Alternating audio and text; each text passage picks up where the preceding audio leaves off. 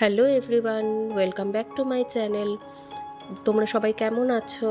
আশা করছি খুবই ভালো আছো। তবে আমার গলা শুনে নিশ্চয়ই বুঝতে পারছো যে আমার গলার অবস্থা একটু খারাপ। মানে এই ঠান্ডা গরমের জন্যে গলাটা একদম বসে গেছে, একটু জ্বর জ্বর ভাবও হয়েছিল। যাই হোক, নতুন কিছু শ্যুট করতে পারিনি, সেই কারণেই একটা পুরনো ভিডিও নিয়ে চলে এসেছি। দেখতেই পাচ্ছ এখানে নিধি সোনা কিন্তু ছোট অনেকটাই। এই ভিডিওটা আমার পুরনো একটা ভিডিও, অনেক দিন আগেই করা ছিল। একবার দিদি আর জামাইবাবু আসার পরই আমাদের বলেছিল চল একটু কোথাও থেকে ঘুরে আসি। তো আমরা সঙ্গে সঙ্গে ঠিক করে নিই যে আমরা কাছাকাছি একটু জলদাপাড়ায় যাব আর ফেরার সময় একটু চিলাপাতা হয়ে ফিরবো। সেই কারণেই সকাল সকাল গাড়ি নিয়ে বেরিয়ে পড়েছি। দেখো এত সুন্দর প্রকৃতি দেখে আমরা কিন্তু রাস্তায় একটু দাঁড়িয়েছিলাম, আর কিছুই না, একটু রিলস তৈরি করব, তারপর ফটো সেশন করব, এই কারণেই একটু রাস্তায় দাঁড়িয়েছিলাম। তারপর যা কথা সেরকমই কাজ, অনেক ভিডিও করলাম, অনেক ফটো সেশন করলাম, করে ঠোরে তারপর আবার আমরা রওনা হই চিলাপাতার উদ্দেশ্যে। এরপর আমরা পৌঁছে যাই মনের মানুষ স্পটে, যেটা আমি বহুবার গেছি। মানে আমাদের স্কুল থেকে যখনই পিকনিকের কোনো আয়োজন করা হয় তখনই আমাদের এই একটাই জায়গা, সেটা হচ্ছে মনের মানুষ। সেই কারণে মনের মানুষ হচ্ছে আমার বহু পরিচিত একটা জায়গা, আর সেখানেই আবার চলে এসেছি মনের মানুষে। ভালো লাগে দেখতে, জায়গাটা খুবই সুন্দর। আর এখানে একটা কি গাছ দেখে জামাইবাবু ভীষণ এক্সাইটেড হয়ে গেল আর ফল পাড়তে শুরু করে দিল। এখানে নদীটা কিন্তু খুব সুন্দর, দেখো।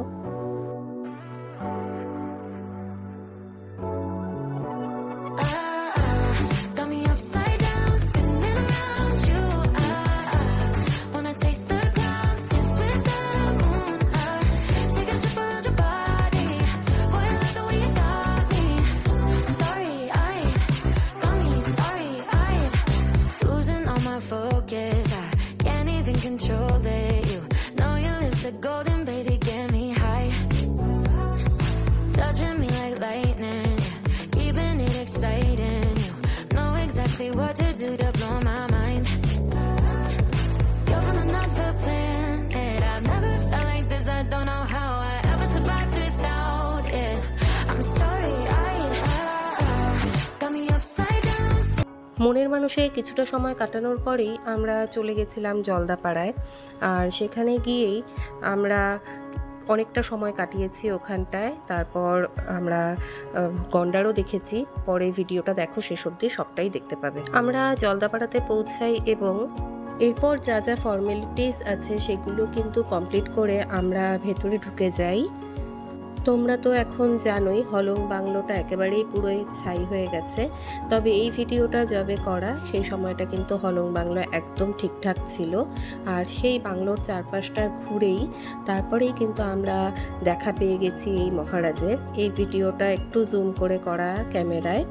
তারপরে দেখো শুধু গন্ডার না, আমরা সাথে অনেক ময়ূর দেখতে পেয়েছি, জঙ্গলে হাতি হরিণ সবই দেখতে পেয়েছি। সবগুলো হয়তো ক্যাপচার করতে পারিনি, কিন্তু সবই আমরা দেখেছি।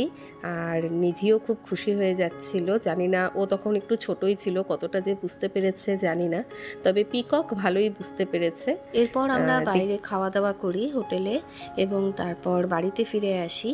আচ্ছা, তোমরা যারা নতুন আমার এই চ্যানেলটা দেখছো তারা কিন্তু অবশ্যই আমার এই চ্যানেলটা সাবস্ক্রাইব করে দিও, আর ভিডিওটা ভালো লাগলে লাইক করো, শেয়ার করো, আর তোমাদের কেমন লাগছে সেটা আমাকে কমেন্টের মাধ্যমে জানিও। তোমরা কে কে জলদাপাড়াতে ঘুরতে গেছিলে, কে কে গন্ডার দেখতে পেয়েছো, হরিণ দেখতে পেয়েছো, সেটাও আমাকে কমেন্টে জানিও। কিছু দেখার পর তারপরে যখন আমরা ফিরে আসি তখন কিন্তু মুষলধারে বৃষ্টি হচ্ছিল।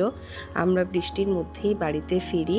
বৃষ্টিতে বন জঙ্গল দেখতে আরও বেশি ভালো লাগে, তোমরা সবাই জানো। আমি সেই জিনিসটাই উপভোগ করতে করতে বাড়িতে ফিরে আসি। সবাই খুব ভালো থেকো, এরপর আবার দেখা হবে আমার নতুন ভিডিওতে। ততক্ষণের জন্য টাটা।